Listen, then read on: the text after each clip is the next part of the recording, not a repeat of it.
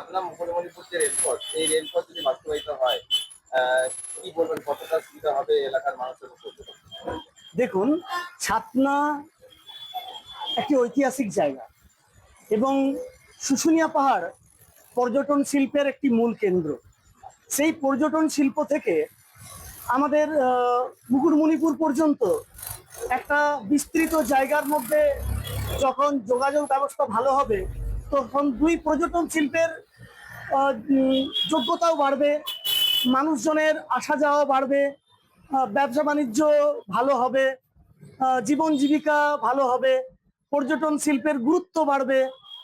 সরকার এই দুটি জায়গার দিকে নজর দেবে, মানুষজনের অনেক সুবিধা হবে এর মধ্যে দিয়ে।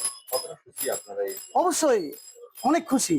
সময় কম হবে, যারা পিকনিক যায় তারা দু জায়গার মধ্যে নিজেদেরকে মেলে ধরতে পারবে। অবশ্যই আমরা অনেক খুশি।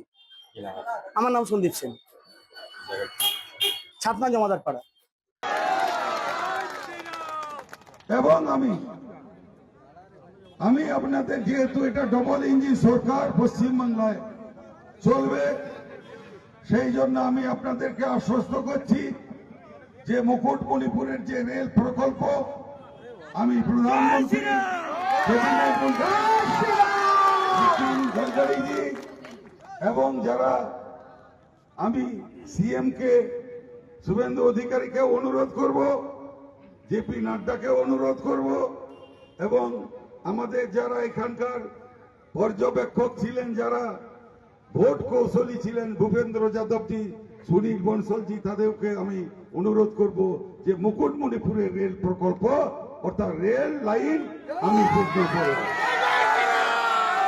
এই কয়েকটি যে বিষয়, এই বিষয়গুলো আমি কেন্দ্রীয় মন্ত্রিসভা বা কেন্দ্রীয় নেতৃত্বকে আমি জানাবো, এবং এখানকার যে সমস্যাগুলো, সেই সমস্যাগুলো তুলে ধরব, এবং রানীবাঁধ বিধানসভা তথা এই খাতড়া সাব ডিভিশন শহরকে একটা ইতিহাসের মানচিত্রে আমরা নিয়ে যাব, এবং সকলের সহযোগিতা আমি কামনা করছি।